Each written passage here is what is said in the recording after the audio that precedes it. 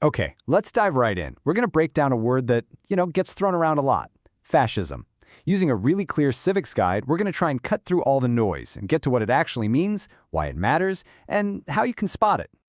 So, you've heard it, I've heard it, we all hear fascist used all the time. A lot of the time, it's just a political insult, right?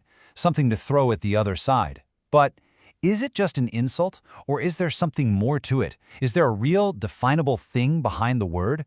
Well, what we're going to see here is that the answer is a definite yes. And this quote really gets to the heart of it right from the get-go. Fascism isn't some dusty thing from the 1930s. What this guide makes clear is that it's a pattern. Think of it like a dangerous recipe that can show up again and again whenever you have that mix of fear, a major crisis, and a whole lot of public anger that gets channeled into this grand promise of making the nation great again. All right, so to really get a grip on this, let's first be super clear about what we're actually talking about, and just as importantly, what we're not talking about. This right here is our foundational definition. See, it's not just any old dictatorship. It's a mass political movement. It needs buy-in from a lot of people. And it's all built on this incredibly powerful story, this myth.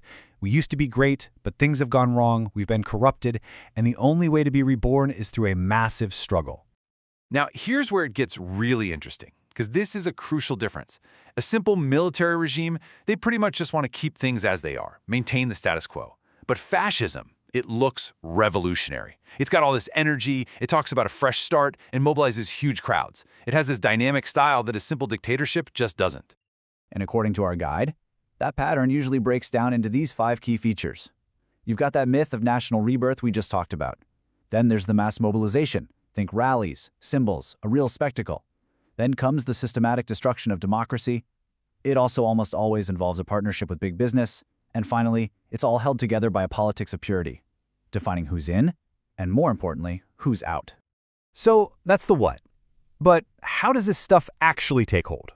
Well, it turns out there's a pretty predictable and kind of frightening path that these movements tend to follow. And this is so important to understand. It almost never starts with tanks rolling down the street. It starts with frustration, with widespread anger, a feeling that people have been betrayed, and then the movement gets a foothold, often by getting elected, and starts to hollow out all the democratic institutions from the inside. You can see the whole progression right here. Step 1, a real crisis hits and people are angry. Step 2, that anger gets funneled into a movement with its own identity, its own propaganda. Step 3, they get into power and then immediately start to change the rules of the game. And the final step is total control, where there's basically no difference between the ruling party and the state itself. Opposition is gone. Okay, so we have this historical pattern. It's pretty clear. But the real million-dollar question is, how does this apply to us today? Because fascism is a shapeshifter. It doesn't come back wearing the exact same clothes. So we need to know what to look for now. And before we jump into the warning signs, we've got to remember what's at stake here. This is not just some academic exercise.